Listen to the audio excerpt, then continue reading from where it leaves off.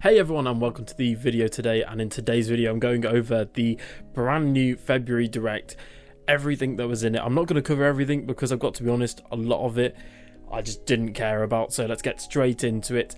Legend of Zelda Tears of the Kingdom had a brand new trailer which covered loads of stuff really.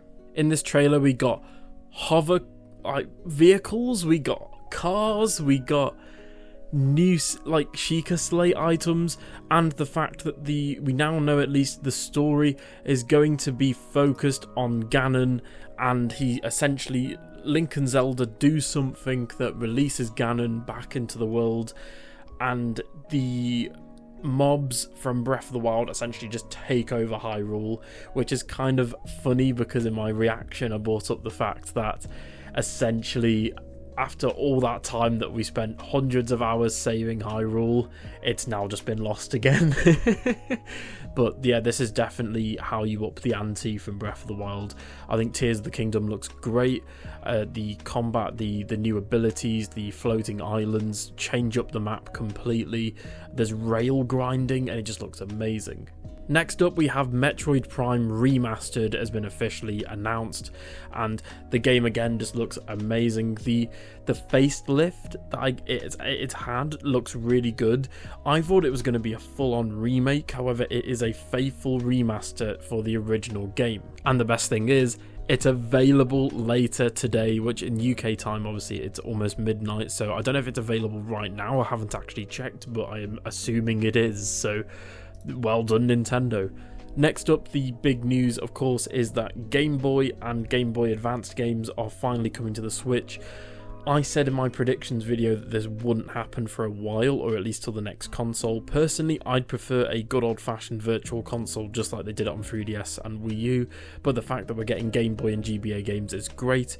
Unfortunately, there is a outlying missing series here, being Pokemon. I cannot believe they are not adding Pokemon. We are getting the trading card game, however we are not getting red, blue, yellow, silver, gold, and then obviously ruby, sapphire, emerald. We're not even getting Pokemon pinball yet. We may do in the future, but for now we're not getting it, which is just bonkers to me. But hey, we're getting Super Circuit, and they also announced that Game Boy and GBA games will be playable online multiplayer, which is mind-blowing for obviously certain games. Next up, we have Pikmin 4. Pikmin 4 has, I think it was 4 protagonists, and there's also Ice Pikmin, as well as a new dog companion.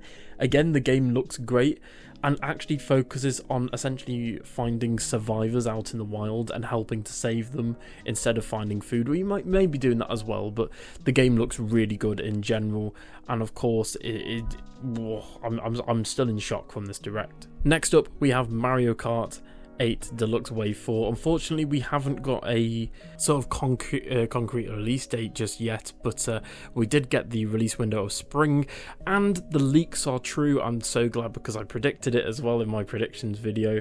We're getting a Yoshi's Island course, and it sounds and looks breathtaking. Like, it looks like something that was made for Mario Kart 8 Deluxe rather than being made for tour and just sort of slapped in. It looks brilliant, and I can't wait to play it. We also have a Xenoblade Chronicles 3 announcement, being the fact that we're getting some new blades, as well as new characters, heroes, etc., as well as the fact that we are getting a main campaign story which features Shulk, Rex, and even more characters, so I can't wait to see that, which is going to be, I guess, a prequel to Xenoblade Chronicles 3.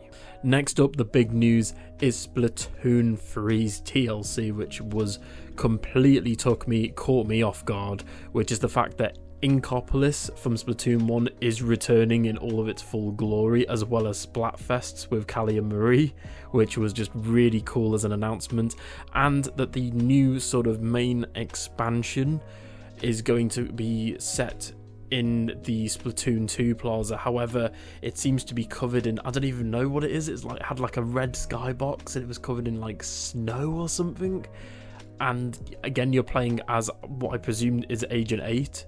So we're going to have to wait and see what happens there, and hopefully we get to see Off the Hook again, Perla Marina, and we'll have to see what happens. Lastly, some smaller titles I just want to hint at. We're also getting Fire Emblem DLC, some new heroes, a new Professor Layton game was announced, the fact that Advance Wars is now coming out in April, and lastly, I can't believe this is even happening. It's kind of one of those no-brainer games for the Switch really, but a game series that I loved growing up with, which was Sambadeamigo, is getting a new game, and it's going to be club themed with online multiplayer, and it looks great. Anyway guys, that's it for all of these sort of main headlines. I don't think I missed any out.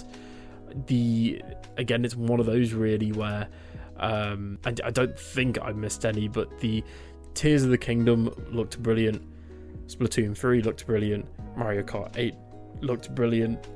Just overall, like, I'm actually struggling to talk because I've been talking for so long now, but also Game Boy games, sadly GBA games will only be available on the expansion pass, so there's that. But overall, I think this was a A-tier direct. I thought it was brilliant, and I thought we got loads of cool announcements.